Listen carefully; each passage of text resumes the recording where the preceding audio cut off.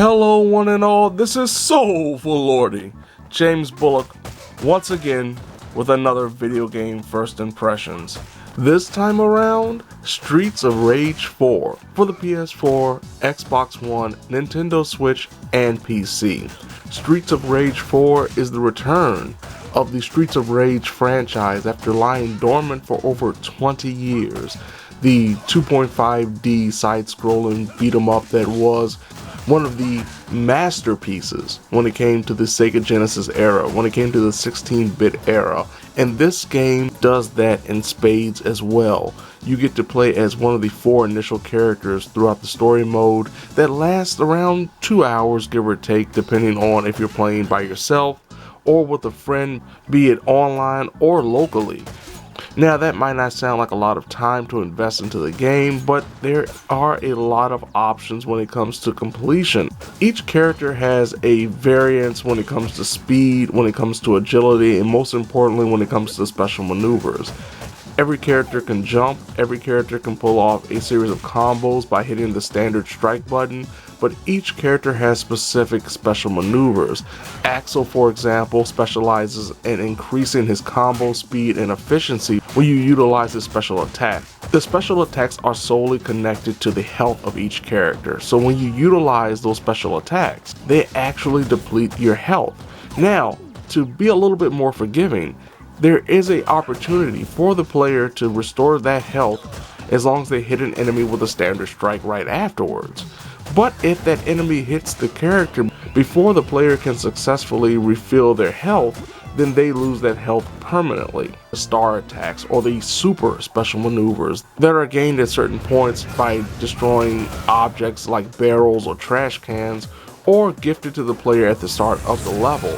These super maneuvers, these star maneuvers, are exemplary when it comes to fighting boss battles. They are perfect for separating large mobs, but they come at a price, especially when it comes to the rating, because you want to have as many stars as possible under your health, under your name, when you finish a mission to hopefully get that S rank.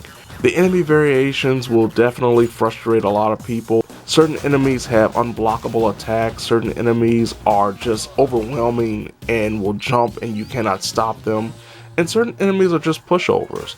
And then there are of course the knife-wielding enemies that are just ridiculous. You become more adept to the offense of every enemy, and by the end of the game you're pretty good if you've been paying attention. There are multiple modes beyond the multiplayer options, including just being able to fight all the bosses. There is a plethora of collectibles and unlockables that are associated with the game that will keep completionists definitely busy. There are definitely some flaws when it comes to the combat though. I believe even though the game is definitely old school in nature, the lack of speed when it comes to a majority of the characters available is definitely off-putting when you're trying to sidestep or get away or dodge certain attacks. Certain characters are just not good when you take on certain stages or certain enemies. Now for some this may be a detrimental feature considering there are no checkpoints via the stages. No matter how far you make it into the stage, if you die at the beginning or you die at the end, you will have to restart the entire stage.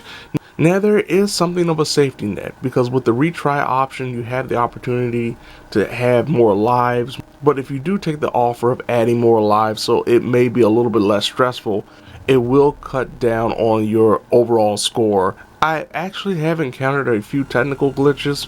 I know people have complained about disconnects and internet connectivity being unstable both on the player side and the game's side, but for me personally, one of the weirdest things that happened was a hard crash because the controller disconnected. I reconnected the controller and the game completely crashed.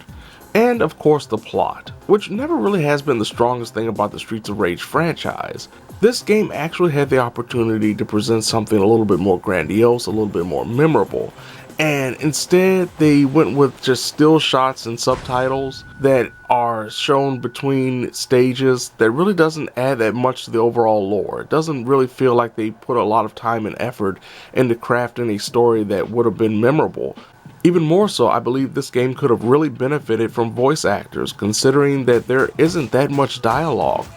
Overall, Streets of Rage 4 is a true return to form for the franchise. It is everything you more than likely would have wanted from a Streets of Rage game in 2020. Even more so, the price is very, very affordable. Barely $20.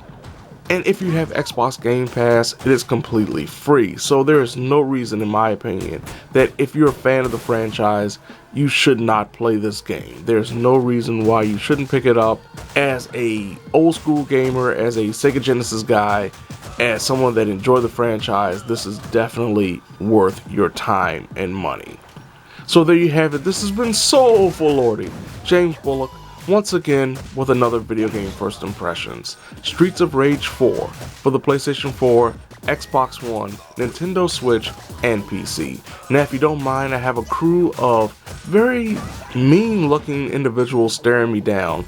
But what they don't know is that beyond my ability to knock someone out with my fist, I have no problems with throwing acid on someone or cutting someone with their sword or even drop kicking someone and forcing them to say, "Oh Lordy."